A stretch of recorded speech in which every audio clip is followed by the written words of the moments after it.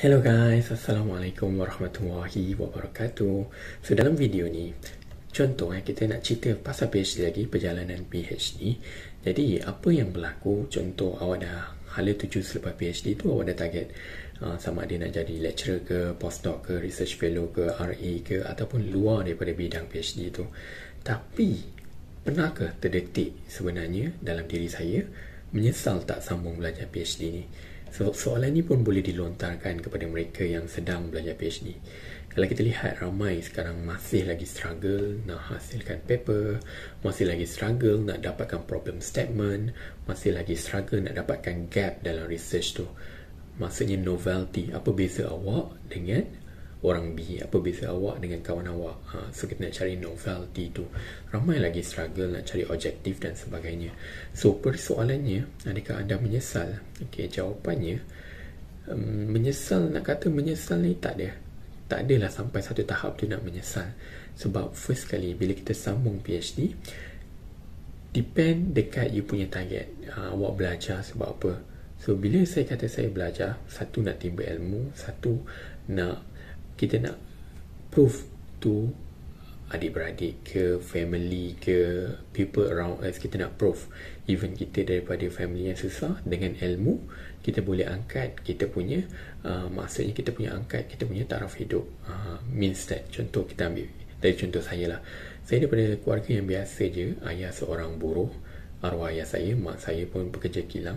So means that I want to change the stigma dalam kehidupan, dalam my family lah. Kalau kita ambil konteks yang paling kecil, my family, supaya diorang buka mata diorang. Sebenarnya walaupun lahir daripada seorang family yang kerja kilang, buruh biasa saja, you sebenarnya boleh hasilkan satu anak ataupun lebih anak, ataupun anak-anak yang belajar lebih tinggi.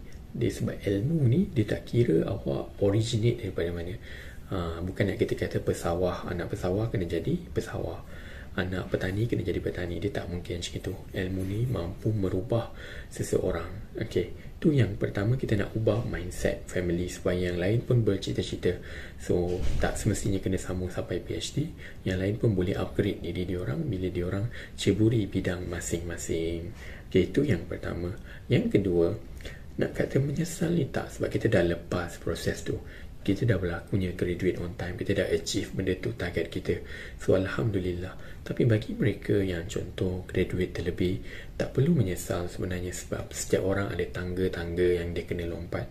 Tak semestinya kalau saya daripada tangga satu saya terujam kepada tangga keempat, yang lain kena ikut. Sebab lompatan tu berlainan.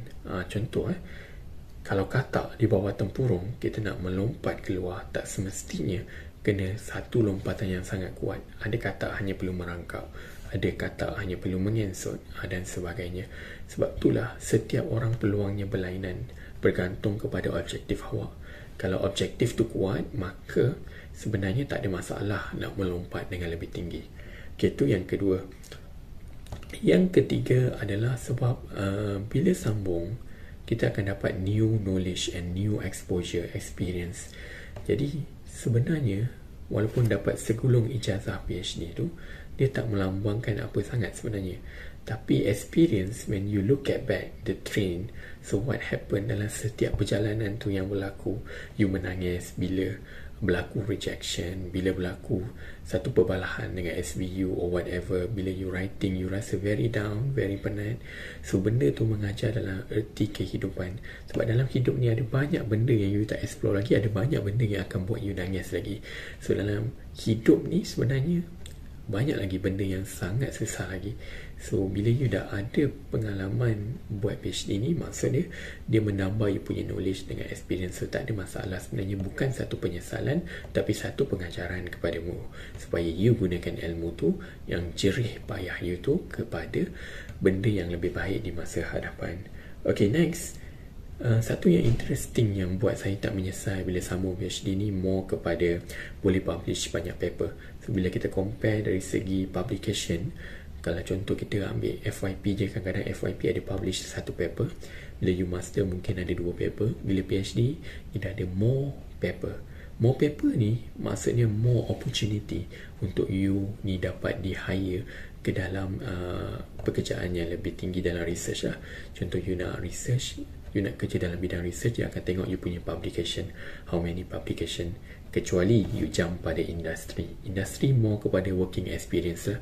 Selalu dalam industri ni dia akan bagi you gaji yang rendah, you kena tunjuk expertise you dari segi application, baru you boleh jump kepada yang lebih tinggi. Tu dalam industri. Okay, selain boleh publish banyak paper, boleh juga yang terakhir ni, kita juga boleh gunakan ilmu yang kita belajar ni dalam PhD ni untuk memberi motivasi. Contoh kita ajar tuition kepada anak-anak yang lain, boleh bagi motivasi kepada diorang. Kadang-kadang budak zaman sekarang ni more kepada senang give up, senang sangat putus asa. Contoh kita ajar dia chemistry, ajar dia physics, math, kadang-kadang dia tak faham, dia putus asa. So kita kena bagi motivasi kat dia, sebab setiap orang daripada kita ni tak pernah putus asa. So compare, kita bagi analogi, setiap orang kita pernah alami satu fasa di mana kita pasal baby. Daripada tak pandai nak berguling, tak pandai nak merangkak, tak pandai nak berjalan, jalan jatuh. Kalau kita mengaku kalah masa kita baby tu, maka sampai sekarang kita tak pandai jalan. So setiap orang dah alami dah fasa tu. Jadi semua orang sekarang dah pandai jalan. Sama juga dalam kehidupan, bila awak belajar subjek yang susah sikit, macam chemistry, physics, math dan sebagainya, semua tu susah. Tapi dengan jatuh bangunnya, fail, try and error tu, maka awak menjadi orang yang lebih berdikari, orang yang lebih berpengalaman untuk mengatasi masalah tersebut. Jadi sebenarnya one of the biggest lesson lah, bila saya sambung PhD ni, maksudnya nothing is impossible. Kalau kita try suatu benda tu, kita try, benda tu akan berjaya. So begitulah juga kepada anda semua. So sebagai conclusionnya, to sum up, sebenarnya tak ada penyesalan dalam penyambungan belajar ke PhD. So more kepada your mindset and your usaha, and you also your tawakal lah. So penting usaha, doa, tawakal. Bagi siapa yang ada mak bapak lagi, minta doa mereka. InsyaAllah bagi mereka yang sedang fighting kat luar sana, semoga anda juga boleh grad PhD. Okay, itu je dalam video kali ni. Kita jumpa lagi. Okay, bye.